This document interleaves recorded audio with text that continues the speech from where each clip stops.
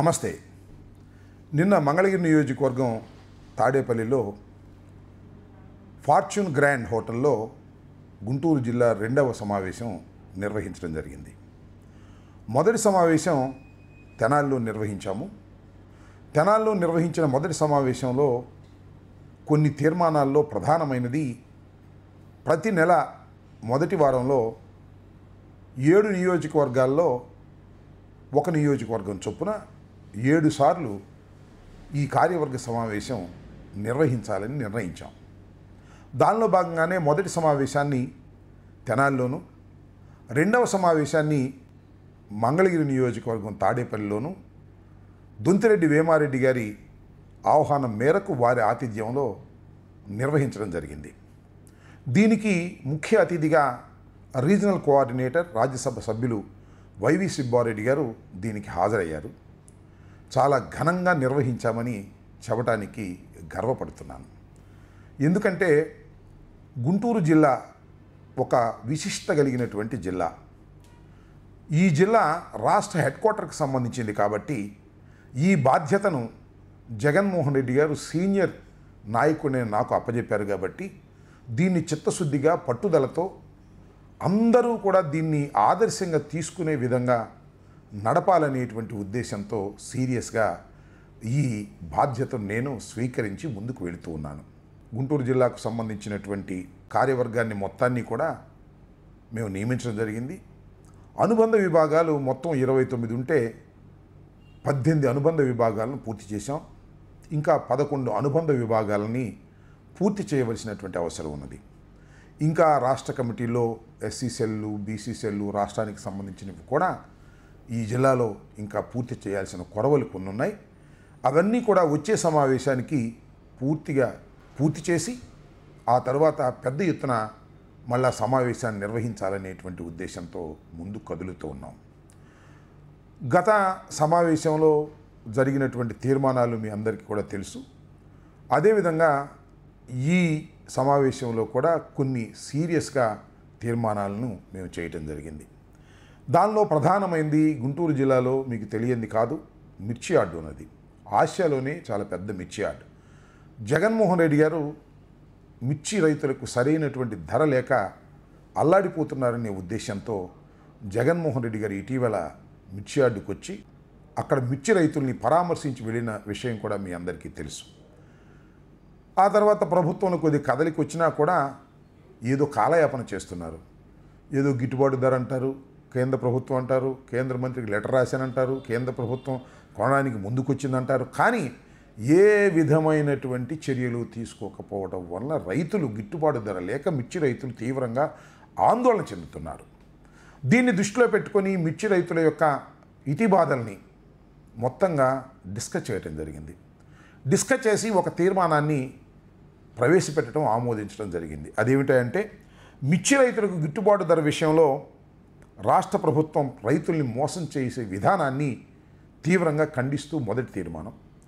రెండవ తీర్మానం ఏంటంటే ఏదో కేంద్రం వస్తుంది కొంటుంది అనేటువంటి భావన లేకోకుండా రాష్ట్ర ప్రభుత్వమే మార్కెట్ రంగంలోకి దింపి తక్షణమే మిర్చిని కొనాలి అని డిమాండ్ చేసేటటువంటి కార్యక్రమాన్ని కూడా దీనిలోకి తీసుకురావడం జరిగింది. దాంతోపాటు అనేకమైన రైతు ఉత్పత్తులు ఉన్నాయి.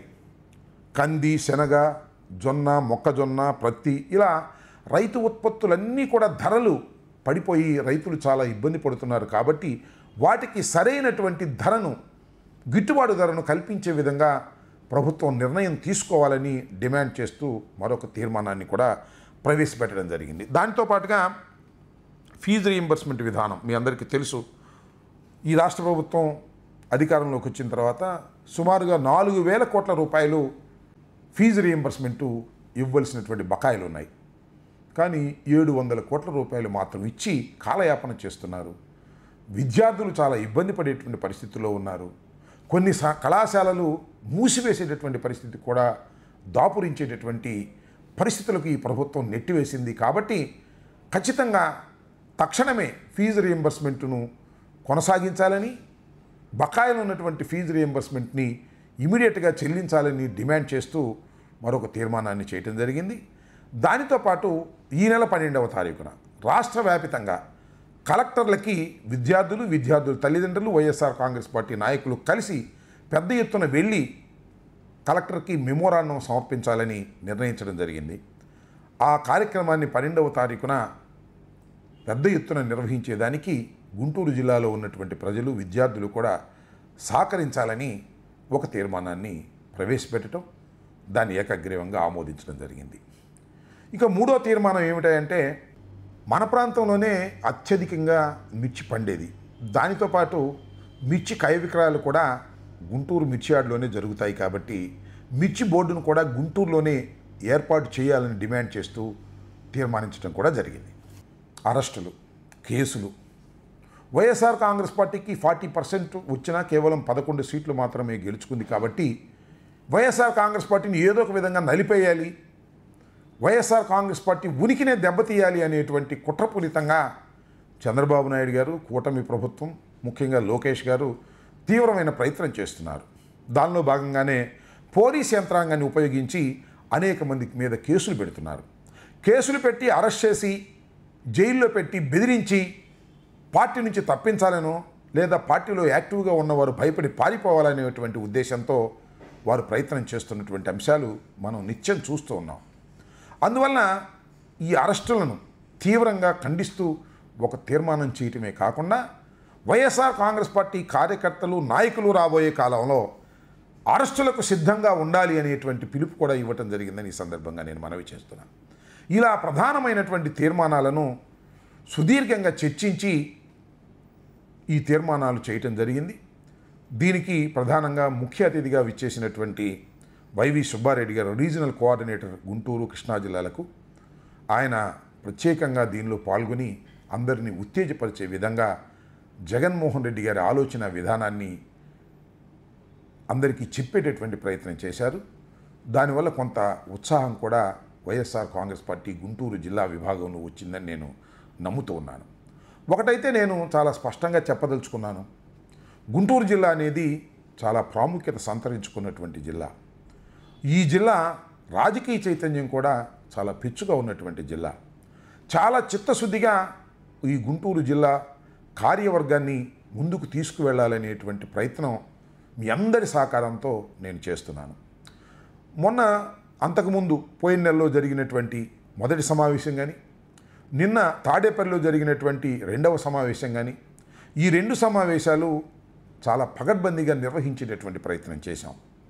కేవలం కార్యవర్గ సభ్యులు, అనుబంధ విభాగాల అధ్యక్షులు, సమన్వయకర్తలు మినహా ఎవ్వరిని కూడా హాల్లోకి ప్రవేశించుకోకుండా కట్టుదిట్టంగా ఏర్పాట్లు చేసి కేవలం వారి వరకు మాత్రమే సభలో పాల్గొనే విధంగా, అంటే ఒక సీరియస్నెస్, ఈ సమావేశానికి ఒక సీరియస్నెస్ని తీసుకొచ్చి మనం చర్చించే ప్రతి విషయం కూడా చాలా ముఖ్యమైనదనేటువంటి భావన కలిగే విధంగా చేయాలనే ఉద్దేశంతో ఎవరిని కూడా బయట వచ్చిన ఎంత పెద్ద నాయకుల్ని కూడా రానియకుండా కట్టడి చేసి కేవలం కార్యవర్గ సభ్యులు, శాసనసభ ఉన్నటువంటి సమన్వయకర్తలు, వివిధ విభాగాల అధ్యక్షుల వరకు మాత్రం పరిమితం చేశాం. ఈ పరిమితం చేయటం వల్ల చాలామంది పెద్దలు ఉన్నారు, అంటే కార్యవర్గ సభ్యుల కన్నా కూడా గౌరవించదగినటువంటి వ్యక్తులు ఉన్నారు. వారు హాలు బయటనే వారికి ప్రత్యేకంగా కూర్చోబెట్టడం జరిగింది. దాని మీద కొద్దిగా వారు కోపగించుకున్నా దయచేసి అపార్థం చేసుకోవద్దని మనవి చేస్తున్నాం. ఎందుకంటే ఈ యొక్క సమావేశం, జిల్లా సమావేశం చాలా సీరియస్గా, చాలా ఘాటైన చర్చ జరగాల్సినటువంటి అవసరం ఉన్నది అనే ఉద్దేశంతో ఆ సీరియస్నెస్ కోసం మేము తీసుకోవటం జరిగింది. సుమారుగా మొత్తం 77 మంది సభ్యులు ఉంటే ఆహ్వానితులు, దానిలో ఒక 8 మంది రాలేదు. వారు ఎందుకు రాలేదో కూడా వివరాలు తెలుసుకున్నాం. ఎవరైనా ఇంకా వివరాలు తెలుసుకోకపోతే నేనే ఫోన్ చేసి మీరు తప్పనిసరిగా నెక్స్ట్ సమావేశానికి రావాలనేటువంటి భావనతో కూడా వారికి చెప్పడం జరిగింది. ఈ విషయాలన్నీ ఎందుకు చెప్తున్నానంటే, వైఎస్ఆర్ కాంగ్రెస్ పార్టీ గుంటూరు జిల్లా సమావేశం చాలా సీరియస్గా సమస్యల పట్ల డిస్కషన్ చేసేటటువంటి ఒక వేదికగా తయారు కావాలనేది నా ఉద్దేశం. నెక్స్ట్ మళ్ళా ఎక్కడ ఈ సమావేశాన్ని నిర్వహిస్తామో త్వరలో తెలియపరుస్తాం. దాన్ని కూడా చాలా సీరియస్గా నిర్వహించేటటువంటి కార్యక్రమం చేస్తాం. మొన్న జరిగినటువంటి సమావేశానికి వైవి సుబ్బారెడ్డి గారు ముఖ్య అతిథిగా విచ్చేశారు. నెక్స్ట్ జరగబోయే సమావేశానికి కూడా రాష్ట్ర వ్యాప్తంగా ఉన్నటువంటి ఒక ముఖ్య నాయకుడిని ఆహ్వానించి ప్రధాన ఉపన్యాసం చేసే విధంగా చేయాలనేది నా ఉద్దేశం. నెక్స్ట్ మంత్ మొదటి వారంలో ఈ సమావేశాన్ని ఏ నియోజకవర్గంలో నిర్వహిస్తాము, ఎవరి హోస్టింగ్ చేస్తారు అనే విషయాన్ని కూడా తరువాత నేను కార్యవర్గ సభ్యులకి తెలియపరుస్తానని ఈ సందర్భంగా నేను చెప్పదలుచుకున్నాను. ఏది ఏమైనా గుంటూరు జిల్లాకి ఒక ప్రాముఖ్యత ఉన్నటువంటి కార్యవర్గం అని అనిపించుకోవాలనేటువంటి తాపత్రయంతో నేను పనిచేస్తున్నాను. ఎందుకంటే సీనియర్ పొలిటీషియన్ని, వైఎస్ఆర్ కాంగ్రెస్ పార్టీలో ఉన్నటువంటి పెద్దల్లో నేను ఒకడిని కాబట్టి కాస్త అవగాహన పెంచుకుని అందరితో కలిసిమెలిసిగా ఉండి ఒక పటిష్టమైన ఆర్గనైజేషన్గా వైఎస్ఆర్ కాంగ్రెస్ పార్టీ జిల్లా కమిటీని తీర్చిదిద్దాలనేటువంటి తాపత్రయంతో నేను పనిచేస్తున్నాను. మీ అందరూ కూడా దీనికి సహకరించాలని నేను కోరుకుంటున్నాను. కార్యవర్గ సభ్యులందరూ కూడా చాలా సీరియస్గా ఈ మీటింగ్ని తీసుకోండి. మనం అక్కడ మాట్లాడే ప్రతి మాట కూడా చాలా సీరియస్గా ఉండాలి. ప్రతి చర్చ కూడా సీరియస్గా ఉండాలి. ప్రజల సమస్యల పట్ల, రాష్ట్ర ప్రజల సమస్యల పట్ల, అదేవిధంగా జిల్లా ప్రజల సమస్యల పట్ల కూడా ప్రతిస్పందించే ఒక మంచి వేదికగా గుంటూరు జిల్లా వైఎస్ఆర్ కాంగ్రెస్ పార్టీ సమావేశాలు ఉండాలని నేను భావిస్తూ ఉన్నాను. కాబట్టి మీ అందరూ కూడా దానికి సహకరించాలని సందర్భంగా మనవి చేస్తూ, మొదటి సమావేశాన్ని నిర్వహించడానికి దోహదం చేసినటువంటి శివకుమార్ గారికి, అదేవిధంగా మంగళగిరి సమన్వయకర్త దొంతిరెడ్డి వేమారెడ్డి గారికి రెండవ సమావేశాన్ని నిర్వహించడానికి హోస్ట్ చేసినటువంటి వారికి నేను ప్రత్యేకమైనటువంటి ధన్యవాదాలు ఈ సందర్భంగా నేను తెలియపరుస్తూ ఉన్నాను. దానితో పాటుగా ఇచ్చేసినటువంటి కార్యవర్గ సభ్యులందరికీ కూడా నేను ప్రత్యేకమైన ధన్యవాదాలు. మరి ముఖ్యంగా వైఎస్ఆర్ కాంగ్రెస్ పార్టీ 2 జిల్లాల కోఆర్డినేటరు, రీజనల్ కోఆర్డినేటరు అయినటువంటి వైవి సుబ్బారెడ్డి గారు ఎన్ని పనులున్నా ఈ సమావేశానికి విచ్చేసి మనకు ఒక మంచి సందేశాన్ని అందించినందుకు వారికి నేను ప్రత్యేకమైన కృతజ్ఞతలు తెలియచేసుకుంటూ, రాబోయే కాలంలో కూడా వైఎస్ఆర్ కాంగ్రెస్ పార్టీ గుంటూరు జిల్లా కమిటీని బలోపేతం చేయడానికి మీ అందరూ సహకరించాలని హృదయపూర్వకంగా నేను కోరుకుంటున్నాను. ధన్యవాదాలు. Stay aware, stay bold, like, subscribe, and follow at Ambati Rambabu Official for truth and clarity in today's politics.